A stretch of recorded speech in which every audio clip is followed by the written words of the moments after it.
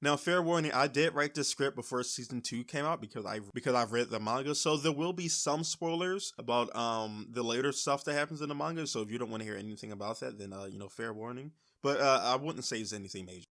I was decided to finally start watching Vinland Saga after sitting through so many isekai and shonen anime. Finally, a show for adults, for men! Not like those kiddie shows with the power of friendship and plot armor. This was going to be my new favorite seinen, and let me tell you, I enjoyed every episode. So the show follows Thor, possibly the strongest man in the entire show. This man is a beast. Carnage and mayhem followed this man on the battlefield. You did not want to go up against him. Thor went wherever he was told, conquering and subjugating the lands for his lord, until he started to notice that something was off. Something just didn't sit right with him. And it's not until his first child was born that Thor began to understand what it was. He was empty.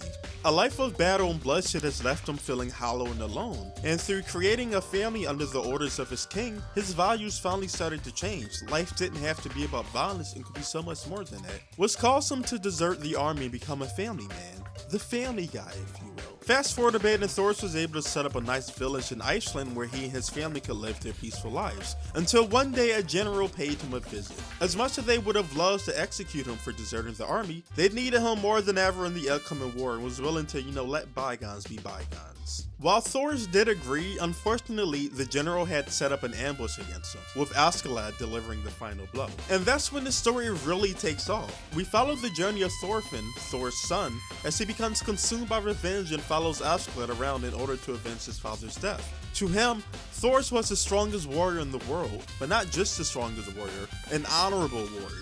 A warrior with code who could never disrespect the battle. And so while he could have possibly assassinated Askeladd in his sleep, in his mind the only way to really settle the score was to beat Askeladd in one-on-one combat. Which leads to a pretty interesting development. Thorfinn joins the army of the man who killed his father, giving him a place to eat, sleep, and hone his warrior skills. And this dynamic between Thorfinn and Askeladd really pushes the show into new heights. We watch Thorfinn develop from a small child reluctant to rely on his father's murder for shelter, to a skilled assassin consumed by pain and hatred. He takes on any task that Askeladd throws at him, being the lone soldier to disarm even an entire fortress just for a chance to rematch him. Not only is the fighting and the action scenes exciting, it's also being escalated by the tension between the two characters. While seeing Thorfinn on the battlefield might make you think that he will wipe the floor with his old man, this fucking boomer, it never really plays out that way. Despite having to cheat in his fight with Thor, he's still an amazing fighter and easily toys with Thorfinn whenever they do exchange blows. And as much as I want to relate with Thorfinn, as much as I want to take his side, I just couldn't. Despite Askeladd technically being the antagonist to our main character, he's also kinda right. Askeladd exists in a world where the strong conquer the weak, where those with no power must bow to those above them, and he lives and fights on the battlefield because he has a higher goal in mind. So in the end, nothing he does is personal, despite how, tragic the things he does might be. And, despite all the countless lives he takes, the thing that turned my hatred into admiration was his relationship with Thorfinn, that fatherly role that he almost took with him, the mentor. While it can be hard to say how Askeladd truly feels about Thorfinn, deep down he does want to teach him a lesson, that he must learn to let go if he truly wants to live. Hell, just beating him in a fight will require Thorfinn to not be clouded by anger, which is something Askeladd wants to teach him. But Thorfinn just couldn't understand that, because his father was the best warrior he's ever known. But that wasn't Thor's. Thor's was a father, a loving man, a man who valued life and tried to treat everyone fairly. And this tension, this dynamic, results in one of the most gripping stories I've ever read in a long time. With wars in the background and characters moving to claim the throne for their own faction, I was fully invested in the story. And just when I thought it couldn't get any better, Askeladd dies. In a twist I could never have seen coming, Askeladd throws his life away in order to kill his king, ensuring the safety of Prince Canute, a man who the king wanted gone in order to assure the throne would go to his other son, but more importantly, deny the revenge Thorfinn had built his entire existence around. And in his dying words, he asked Thorfinn, Thorfinn, how do you plan on living your life? From here on, after I'm finally dead. What are you going to do now that I'm gone? A question that sent chills down Thorfinn's spine.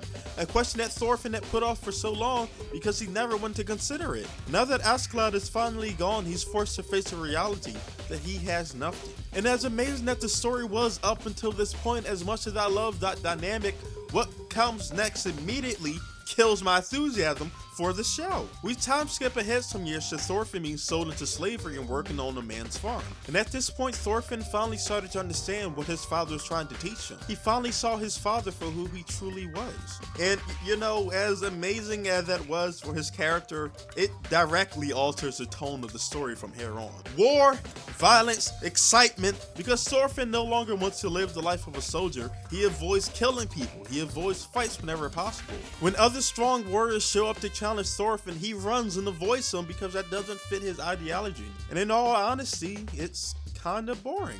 The strong dynamic between Thorfinn and Askeladd is gone. The exciting action scenes and showcase of powerful fighters are mostly gone. The deeper political power struggles that characters lay their claim for power are gone. It's all gone because Thorfinn, the character we follow, no longer wants to be a part of it.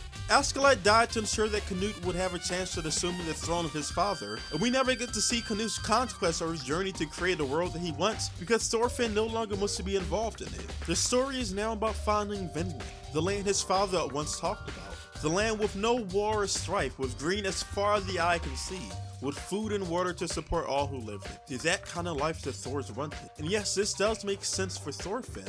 It makes sense that this would be his eventual end goal.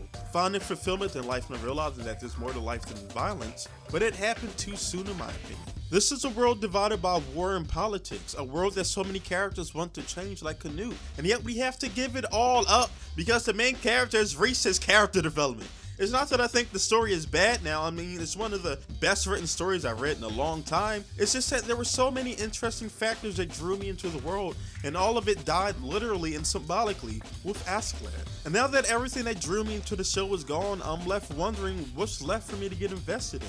A story about a man who flees his country to follow his father's dream of finding a land where he can live peacefully, and then finding that land? All of this feels like it happened too soon. That there were other things the story could have focused on before Thorfinn, reached the natural evolution of his character. Vinland Saga becomes a completely different story after Askeladd dies, for better or for worse. And for me, I just couldn't find anything to keep me interested anymore. Now maybe the story will have more interesting developments as things continue to play out, but where it stands now, I just don't really care what's happening. So that's my thoughts on Vinland Saga and how I feel. I'm not really sure what the general consensus of the story is.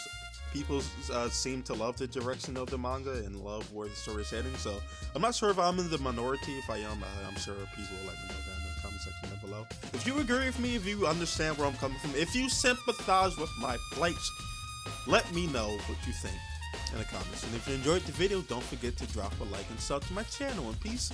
Thanks for watching.